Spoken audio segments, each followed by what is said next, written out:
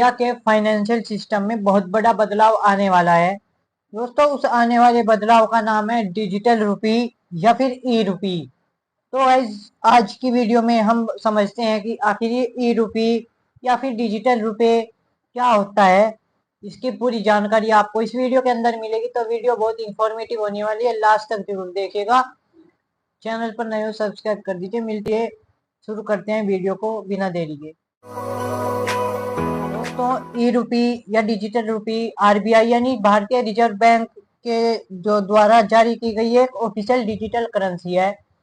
ये बिल्कुल है, मतलब क्रिप्टो करेंसी नहीं है, ये एकदम उससे बिल्कुल डिफरेंट है ये और गवर्नमेंट के अंदर आती है। ये सबसे बड़ी बात, ई रुपी की जो वैल्यू है ये कभी भी मतलब कम ज्यादा नहीं होती है। जैसे आपकी क्रिप्टो की जो वैल्यू है वो कम ज्यादा होती रहती है, ऐसे इसकी नहीं होती है।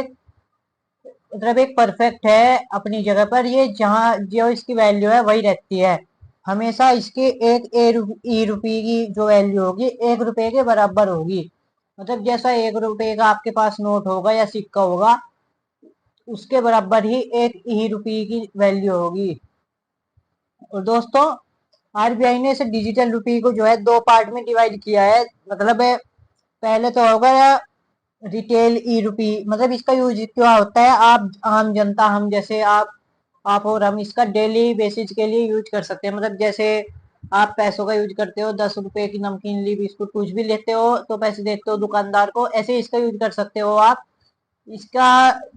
और दूसरा इसका पार्ट होता है होलसेल ई रुपी। मतलब इसका यूज बड़े लेन देन में मतलब होता है, जैसे बैंक वगैरह में हो गया आपका, बड़ी बड़ी कंपनीज में लेन देन होता है दो पार्टियों के बीच में, उन सब चीजों में इसका होलसेल का यूज होता है। तो दोस्तों, अब हम जानते हैं कि ई रुपये का काम कैसे करता है।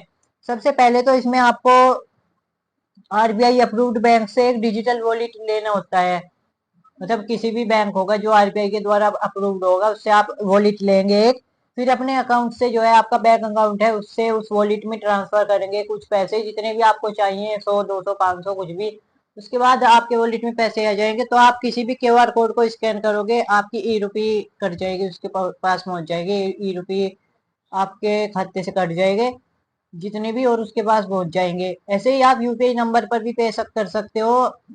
बिल्कुल ये ऐसा ही है जैसा आप असली के नोट जेब में लेके घूमते हो ना, 10 20 का, 50 का, 100 का, 500 का, ऐसे ही नोट ई रुपये के नोट होते हैं, 1 का, 10 का, 50 का, 100 का, 500 का, ऐसे नोट होते हैं। उसमें भी आपने देख लिया होगा, मैंने जो पिक्चर ये चल रही है इनमें देखते हो आप। और दोस्तों, ये सिस्टम जो है ब्लॉकचेन टेक्नोलॉजी पर आधारित है, और जो इसे सुरक्षित और पारदर्शी बनाता है, मतलब ट्रांसपेरेंट है ये। इससे कई सारे जो फायदे हैं, लेकिन कुछ नुकसान भी होते हैं दोस्तों। देखो, हर चीज के दो पहलू होते हैं, सिक्के के दो पहलू होते हैं।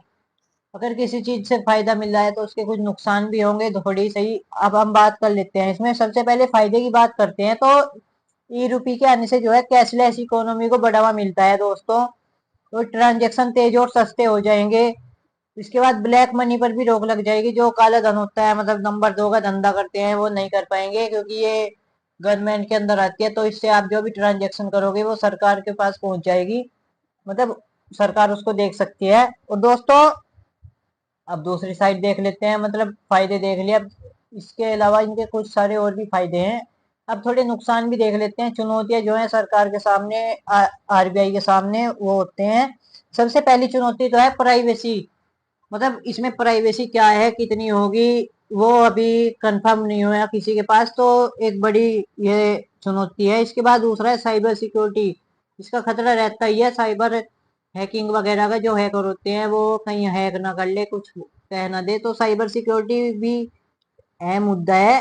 कुछ ऐसे एरिया भी होते हैं दोस्तों इसके अलावा जहाँ पे अभी ठीक से इंटरनेट कॉलिंग भी नहीं होती, इंटरनेट तो दूर की बात है, ठीक से जहाँ रेंज भी नहीं आती, कॉलिंग नहीं होती, इंटरनेट नहीं चलता, तो उन जगहों पर ई रुपी कैसे काम करेगा, इस पर भी सरकार को ध्यान देना होगा, आरबीआई को ध्यान देना होगा थोड़ा। तभी जो है ये जो ई रुपी का कॉन्सेप्ट है ये पूरे देश में कामयाब होगा। हर किसी के बारे में सोचकर चलना पड़ेगा सरकार को। तो दोस्तों, आई होप वीडियो आपको अच्छी लगी, कमेंट करके बताना कैसी लगी, लाइक करना, चैनल को सब्सक्राइब कर देना, जानकारी है अपने दोस्तों के साथ भी शेयर जरूर करना। अगली वीडियो में मिलेंगे आपसे, तब तक के लिए धन्यवाद।